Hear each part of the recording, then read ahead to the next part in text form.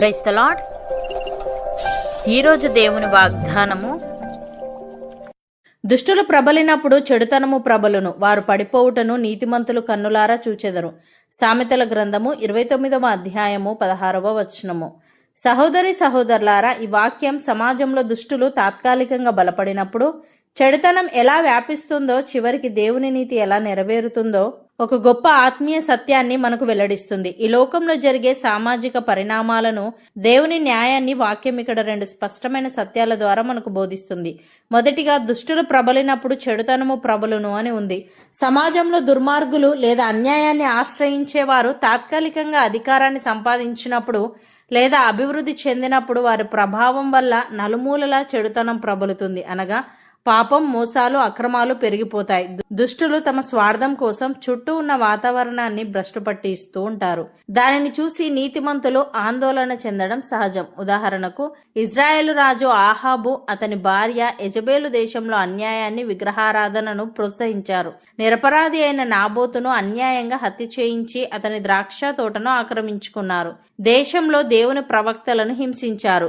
బయలుదేవుని ఆరాధన విచ్చలవిడిగా పెరిగింది. ఏలియా ప్రవక్త ఒంటరిగా మిగిలిపోయి, ఇజ్రాయేలు వారు నీ నిబంధనను త్రోసివేసి నీ బలిపీఠములను పడగొట్టి నీ ప్రవక్తలను ఖడ్గము చేత హతము చేసిరి. సైన్యములకు అధిపతియగు దేవుడు నగు యెహోవా కొరకు మహారోషము గలవాడనై నేనొకడను మాత్రమే మిగిలి ఉండగా వారు నా ప్రాణమును కూడా తీసివేయుటకై చూచుచున్నారని దేవుని సన్నిధిలో తన వేదనను వెలిబుచ్చాడు. అలాగే నోవహు కాలంలో నరుల చెడుతనము భూమి మీద గొప్పదనియు వారి హృదయ తలంపులన్నీ ఎల్లప్పుడూ కేవలము చెడ్డవని దేవుడు చూశాడు. సమాజమంతా బలాత్కారంతో నిండిపోయింది.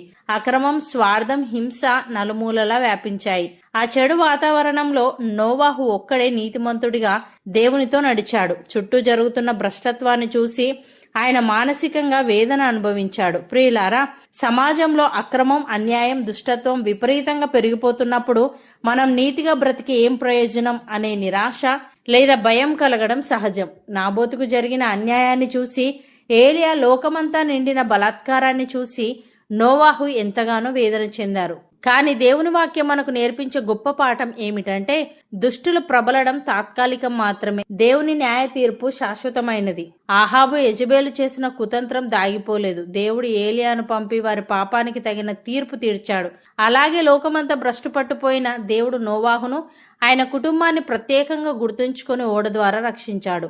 నేనొక్కడినే మిగిలాను అని ఏలియా అనుకున్నప్పుడు బయలుకు మోకాల్లోనని 7,000 మందిని నీతిమంతులుగా ఉంచాను అని దేవుడు ధైర్యం చెప్పాడు. కాబట్టి ప్రియమైన సహోదరి సహోదరులారా, మన కళ్ళ ముందు అక్రమాలు జరుగుతున్నా, దుర్మార్గులు ఎదుగుతున్నట్లు అనిపించినా మనం అధైర్యపడకూడదు. చెడుతనానికి లోబడకుండా నోవాహుల దేవునితో నడుస్తూ ఏలియాలా దేవుని కొరకు రోషం కలిగి ఉందాం. కాలం మారినా దేవుని నీతి మారదు. తగిన సమయంలో ఆయన నీతిమంతులకు విజయాన్ని, దుష్టులకు తగిన ప్రతిఫలాన్ని ఖచ్చితంగా ఇస్తాడు. రెండవదిగా, వారు పడిపోవుటను నీతిమంతులు కన్నులారా చూచెదరు అని ఉంది.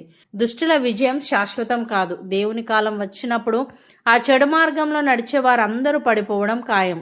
దేవుని యథార్థ మార్గంలో నడిచే నీతిమంతులు ఆ దైవిక తీర్పును, వారి పతనాన్ని తమ కన్నులారా చూస్తారు. దేవుడే స్వయంగా నీతిని గెలిపిస్తాడు. అన్యాయం ఎంత బలమైనదైనా దేవుని న్యాయం ముందు నిలవలేదు. చివరికి సత్యమే విజయం సాధిస్తుంది. ఉదాహరణకు, నాబోతును అన్యాయంగా చంపించి అతని ద్రాక్ష తోటను ఆక్రమించుకున్న ఆహాబు, యెజబేలు ముగింపు దారుణంగా మారింది. ఏలియా ద్వారా దేవుడు చెప్పిన ప్రవచనం చొప్పున ఆహాబు యుద్ధంలో చనిపోగా కుక్కలు అతని రక్తాన్ని నాకాయి. యెజబేలు మేడ మీద నుండి క్రింద పడవేయబడి కుక్కల పాలైంది. దేవుని నీతి నిలబడింది. దుష్టుల ఘోరమైన పతనాన్ని సమాజం కన్నులారా చూసింది. అలాగే దుష్టుల పతనం అనేది కేవలం ఒక వ్యక్తికి లభించే శిక్ష మాత్రమే కాదు, అది దేవుని సార్వభౌమాధికారాన్ని మరియు పరిశుద్ధతను లోకానికి చాటి చెప్పే ఒక మహాకార్యం. దేవుడు దుష్టులను వెంటనే శిక్షించకపోవడం ఆయన బలహీనత కాదు, అది ఆయన దీర్ఘశాంతము. వారు మారుమనసు పొందుతారేమోనని దేవుడు సమయం ఇస్తాడు. కానీ దేవుడు నిర్ణయించిన గడువు ముగిసిన తర్వాత ఆయన న్యాయ తీర్పును ఏ శక్తి నిరోధించలేదు. ఎస్తేరు గ్రంథంలో హామాను తన అధికారంతో, గర్వంతో విర్రవీగాడు. నీతిమంతుడైన మొర్దెకైని చంపడానికి 50 మూరల ఎత్తున్న ఉరికొయ్యను సిద్ధం చేశాడు. కానీ దేవుని తిరుగులేని తీర్పు ఒకే ఒక్క రోజులో సమస్తాన్ని తిరగరాయగా హామాను తాను త్రవ్విన గోతిలో తానే పడ్డాడు. తాను తయారు చేసిన ఉరికొయ్యపైనే తాను ఉరితీయబడ్డాడు. మొర్దెకై మరియు యూదులు శత్రువుల నాశనాన్ని తమ కన్నులారా చూశారు. ప్రియులారా, లోకంలో దుర్మార్గుల బలం, వారి అక్రమ సంపాదన లేదా తాత్కాలిక అధికారం చూసి మనం ఎప్పుడు భయపడవలసిన అవసరం లేదు. దేవుడు ఆలస్యం చేస్తున్నాడని అనుకోవడం మన పొరపాటే తప్ప ఆయన న్యాయ తీర్పు తప్పిపోదు.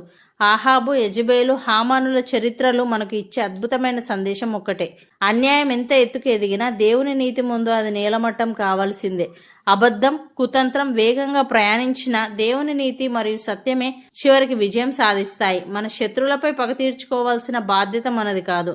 దేవుని పట్ల నమ్మకంగా ఉంటే ఆయనే మనకు న్యాయం తీరుస్తాడు. మనల్ని పడగొట్టాలని శత్రువు సిద్ధం చేసిన ప్రణాళికలనే దేవుడు తిప్పికొట్టి వారి పతనాన్ని మన కన్నులారా చూసేలా చేసి మనల్ని హెచ్చిస్తాడు. కాబట్టి సహోదరి సహోదరులారా, మన కళ్ళ ముందు అక్రమం రాజ్యమేలుతున్నట్లు, దుష్టుల అభివృద్ధి వేగంగా ఉన్నట్లు అనిపించినా మనం అధైర్యపడనక్కరలేదు. చెడు యొక్క విజయం తాత్కాలికం, కానీ దేవుని నీతి నిరంతరం నిలుస్తుంది. నాబోతు రక్తం నిష్ఫలం కాలేదు, మొర్దెకై నిరీక్షణ వృధా కాలేదు, నోవాహు విశ్వాసం వ్యర్థం కాలేదు. నేడు మనం ఎదుర్కొంటున్న శోధనలు, చుట్టూ ఉన్న ప్రతికూల వాతావరణం చూసి విసిగిపోకుండా దేవుని ప్రణాళికపై సంపూర్ణ విశ్వాసంతో ముందడుగు వేద్దాం. పగ తీర్చుకోవడం మన పని కాదు, అది దేవుని చేతిలోనిది. ఆయన తగిన సమయంలో నీతిమంతులను హెచ్చించి దుష్టుల పతనాన్ని మన కన్నులారా చూసే దైవిక న్యాయాన్ని జరిగిస్తాడు. కాబట్టి చివరి వరకు నమ్మకంగా ఉండి దేవుని ఆశీర్వాదాలను, విజయాన్ని అనుభవిద్దాం. అవును అన్నవారు నాతో పాటు ప్రార్థనలో ఏకీభవించండి. పరిశుద్ధుడా, ప్రేమగల తండ్రి, దుష్టులు ప్రబలినప్పుడు చెడుతనము ప్రబలునని, వారు పడిపోవుటను నీతిమంతులు కన్నులార చూచెదరని, కాలం మారిన దేవుని నీతి మారదని, తగిన సమయంలో నీవు నీతిమంతులకు విజయాన్ని, దుష్టులకు తగిన ప్రతిఫలాన్ని ఖచ్చితంగా ఇస్తావని సెలవిచ్చావు.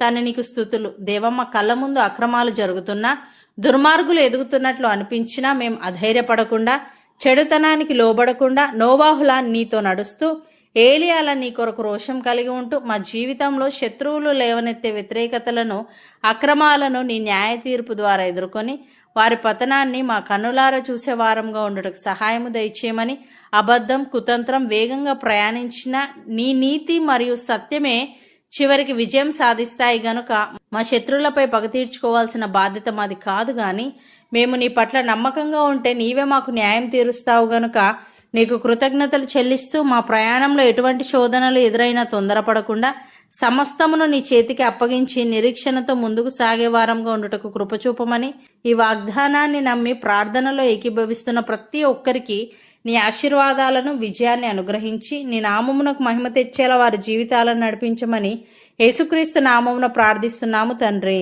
ఆమేన్.